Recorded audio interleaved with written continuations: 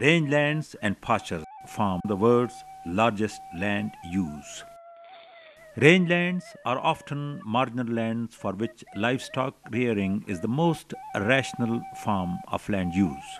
The livestock converts the vegetal cover unsuitable for either human consumption or cultivation into products like meat, milk, wool, hides, and dung cakes, and provides for ecosystem services. These pastures are also critical for harboring wildlife and medicinal plants for the well-being of mankind. Maintaining the optimum productivity of rangelands and pastures is essential for food security and sustaining the integrity of the biological diversity. Rangelands and pastures are found in all continents, and a variety of pastoral systems have evolved through time according to the prevailing geographical and socio-political conditions. Pastoralism is the oldest occupation of mankind. Through time, many pastoral systems have evolved into sustainable socio-ecological systems. Landless mobile pastoral systems in the northern Pakistan is characterized by seasonal rotation between uplands and lowlands.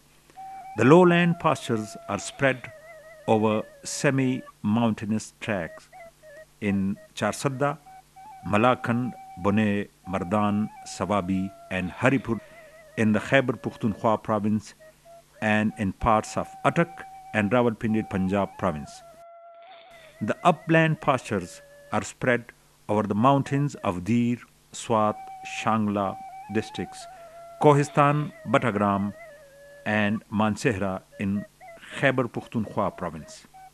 The winter pastures are mainly composed of scrub forest and do not extend 1,000-meter altitude.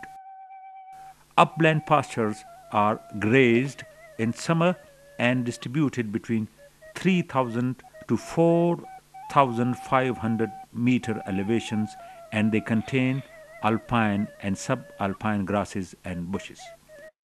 The upland pastures also regulate the water flow regime in rivers and thus are important for flood control, regular water supply, and preventing flood disasters. Directly support people livelihood by protecting agricultural and industrial activities in the plain areas. Both lowland and upland pastures are usually community owned. Sometimes they are owned by individual landlords. These are leased and rent to the landless pastoralists based on the season and herd size. यहाँ पे हमारी ज़मीन अपनी नहीं है, ये शहीदों की है। ये ज़मीन का हम देते हैं शहीदों को महसूल 7,000 या 8,000 रुपया. Landowners are keen to having more livestock on their land to charge more rent, regardless of carrying capacity and pasture sustainability. This causes overgrazing and reduces the fodder for livestock in the pasture. At lowlands, besides receiving kalang, the owners also sell the fodder shrubs to cut for fuel wood.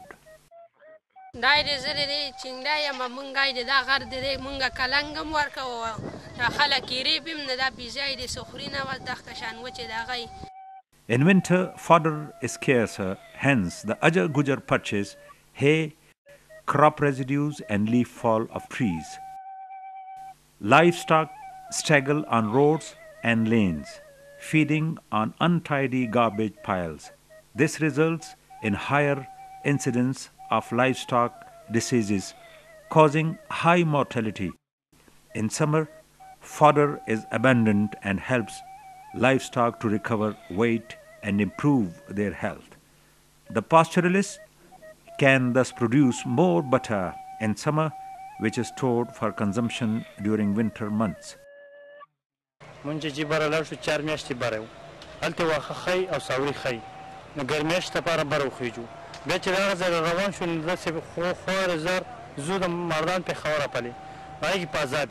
गए नहीं और چې गए जिससे बारे بیا جی بره موږ په شری باندې نه زموږ د مال بره خوشحالي کې ډیر زیات او موږ خپل سات ته بره واورو.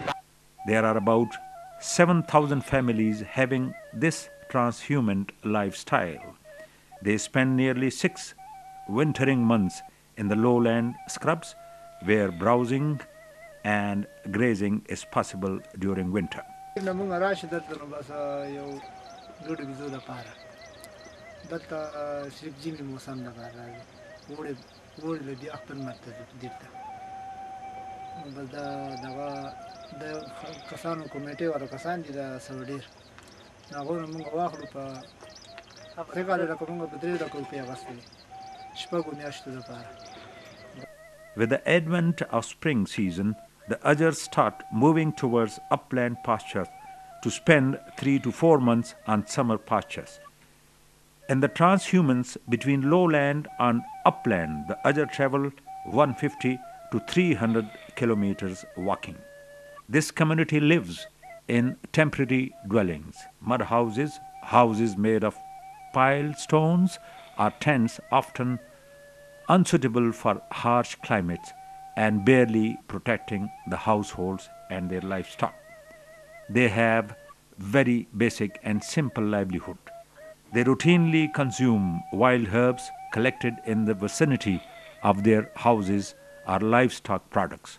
However, other consumables like pulses, tea, sugar, flour, and salt are purchased in the vicinity of livestock markets after having sold their animals. The Ajars herd about 1 million small ruminants in herds averaging 150 heads, not including cattle and buffaloes. These animals supply meat worth more than 6 billion rupees to the national market. Ajar Gujars are also the custodian of indigenous breeds of cattle, buffaloes, and small ruminants which appear to be better immune against prevailing livestock diseases, have better breeding potential. These breeds can strive well even on low quality feeding available on rugged and steep mountain terrain and are better adapted to the local climatic variations. They are a precious resource not only for sustainability of this pastoral system but also for improvement of the resident livestock in future.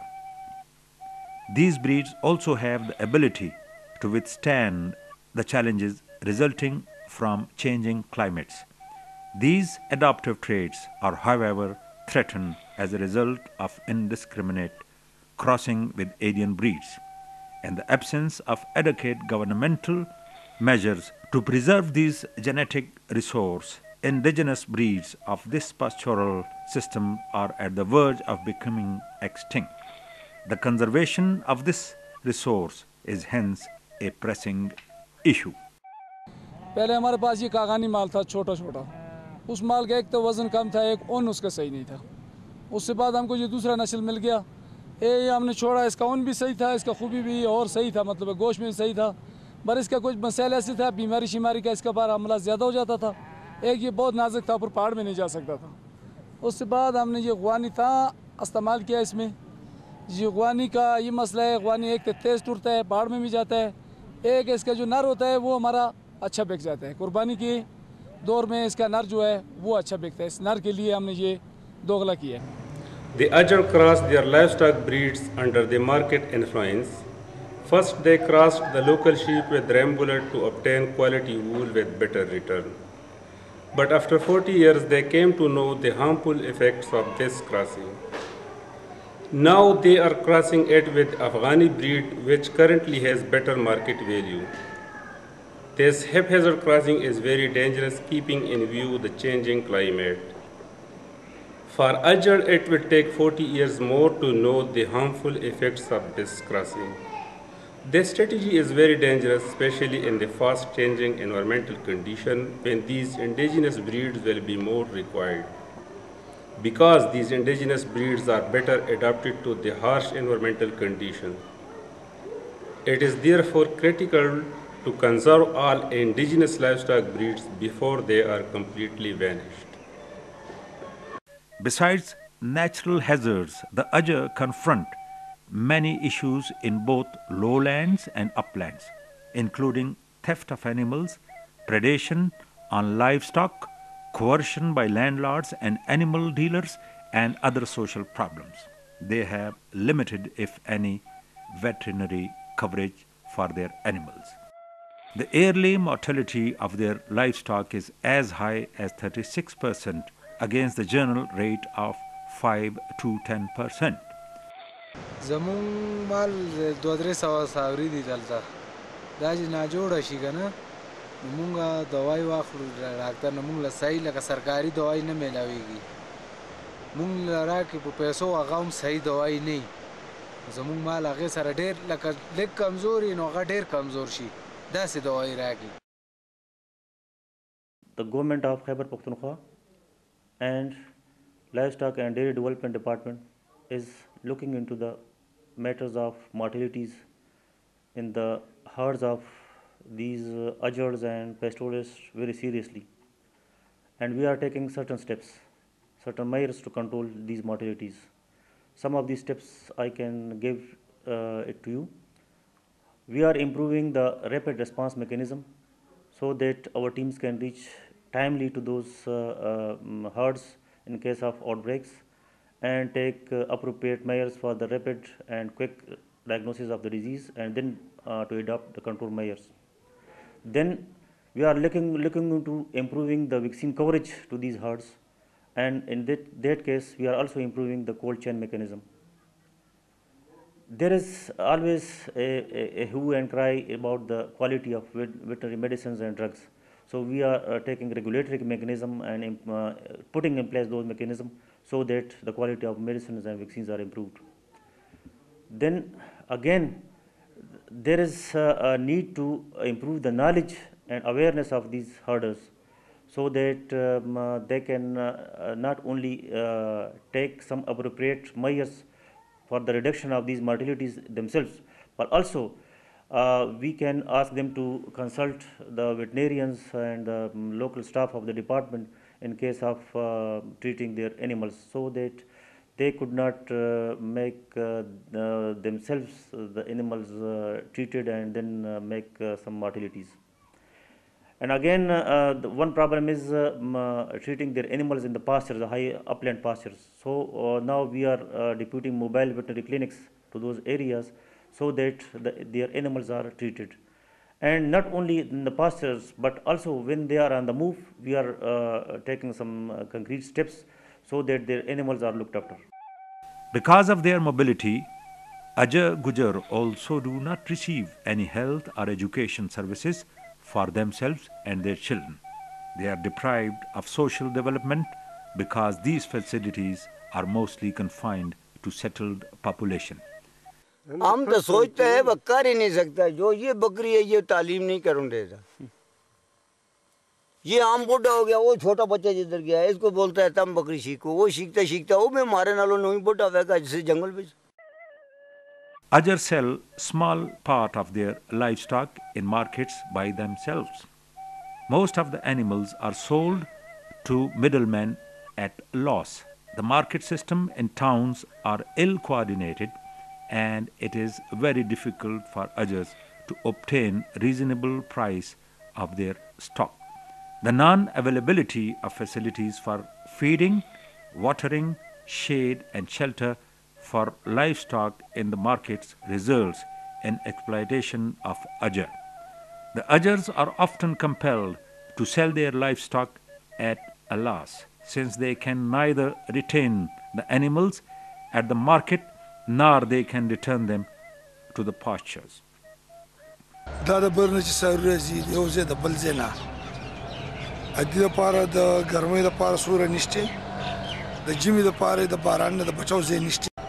پمینګور کې دا مشکلات دي چې کله بوتل کې شپکای نو پولیس تنګي چې تا کاډو خیا ته کم زی ته چرته راغلي کپلار مال ولي هغه ته تکلیفي. The markets in the towns are run by the municipal committee contractors. They do not provide any facility to the wholesale animal dealers, in particular loading, unloading facilities. د میله کې کومه سہولت نه وي ټیکس موږ ورکوو ساره د ودرېدو هم ورکوو بیا د قانون حکومت چې ټیکس یې هم ورکړي ورکوو. More than 300 million rupees of taxes are annually collected at livestock markets in the province and could be used to arrange the needed facilities. This would enhance the bargaining power of the Ajar, allowing them to stay longer in the market and ask for higher prices. زمونږ خو چې دی نه دا له دې €1 انټري فیس دی او 5% چې نه په دې باندې چې نه سیل ټیکس دی دا موږ سالانه بنیاد باندې 3 کال لپاره چې نه اکشن کو کله چې نه سالانه بنیاد باندې اکشن کو نو لاغه هغه مدن چې راځي هغه د منګوري د خلکو باندې چې دی نه هغه خرج کیږي.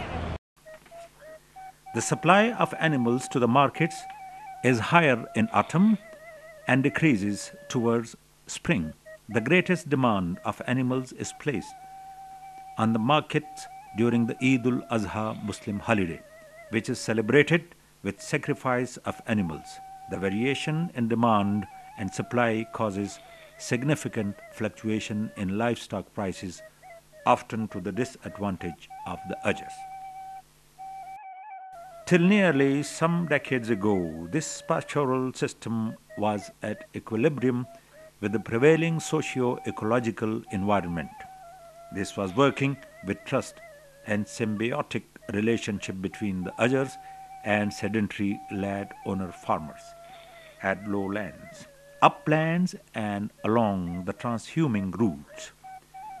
The mobility of the Ajars was gradual from lowlands to uplands and also on way back as they used to journey with the growth cycle of natural vegetation and agriculture crops. Since the harvest of wheat was earlier at lower elevations and later at the higher and their journey was adjusted to these harvest period, the return journey from upland was also similarly gradual with the harvest of maize and rice crops. During the journey, the Ajars animals benefited from stubbles of wheat, rice and maize crop, and the landlords benefited from having their fields manure. With population and settlements growth, cereal crops were replaced with cash crops having no complementaries with other transhumance, and this development seized the sedentary mobile pastoralist harmony. Sedentary farmers became less keen on letting the Ajars graze their livestock on fields planted with cash crops. In addition, monoculture, pine and eucalyptus afforestation projects also have increasingly evicted Ajars from traditional grazing lands and obstructed their transhuming routes. Consequently, the Ajars are compelled to travel on physically challenging mountain ridges or on roads with a heavy traffic, complicating the handling of the herds. उधर भी जगह बंद हो गया और थोड़ा के जो रेवड़ी का नाला है उधर आप 5 दिन जमा करें तो वो जगह भी बंद हो गया. नीचे रास्ता तब्दील हो गया, रास्ता ऊपर पहाड़ से माल ले जाता है उधर कश्मीर के साथ. बिल्कुल ये जिधर माल नवेशी जाना था, जानवर जाना था, वो रास्ता बिल्कुल बंद हो गया. Disturbances of the traditional pastoral system have substantially affected the socio-ecological harmony of the Ajars. They are compelled to accelerate their transhuming pace due to the lack of grazing and resting places along the routes and arrive earlier than usual at upland pastures. Their transhumance has shortened from 40-50 days to 15-20 days travel. The animal arrive in upland pastures with the advent of spring, which are still covered with snow, soil are wet and liable to compaction, and the vegetation is hardly in early sprouting stage. This reduces the fodder production capacity of pastures. Similarly, the back journey from uplands to lowlands is delayed and animals are kept for longer period at upland, putting further pressure on these pastures.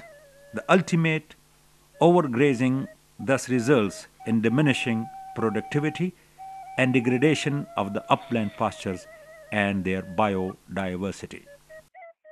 In 1980s, the cultivation of off-season crops for higher cash returns in upland started.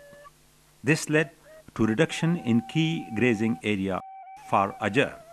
As a consequence, more pressure was exerted on the leftover grazing lands.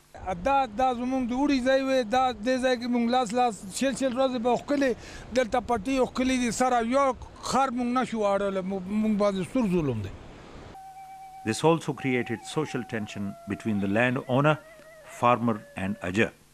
For the greed of cash crops, steep slopes are also increasingly put to tillage. The steep slope cultivation is increasing every year without proper terracing, resulting in large-scale soil erosion. For improved output of cash crops, use of pesticide has also been started, which is causing environmental degradation. In view of the marginalization of the Ajars and their pastoral system, the government and the non-government organization should take their cognizance and should draw policy approaches to address these issues. Such policy approaches may include protection and regulation of tenancy rights of the Ajars and sustainable use of pastures, demarcation and legal protection of the traditional resting places and mobility routes of the Ajars, renunciation of the cropping and other encroachments in the upland pastures, and control with demarcation to restore the pastures. This renunciation may be partly compensated with international funds for reduced carbon emissions. Conservation of indigenous breeds of livestock and traditional livelihood system as required under the International Convention on Biological Diversity. Introduction of mobile health, education and veterinary services to expand the overall livelihood options of the Ajars. Improvement of livestock marketplaces with adequate facilities and part of tax revenue spent back on the marketplace. Planting of local fodder shrubs and trees species along the mobility routes and around the resting places of the Ajars. Lastly, the unification of the policy approaches of local government, agriculture, livestock, forest and wildlife organization for the sustainability and effectiveness of the policy intervention.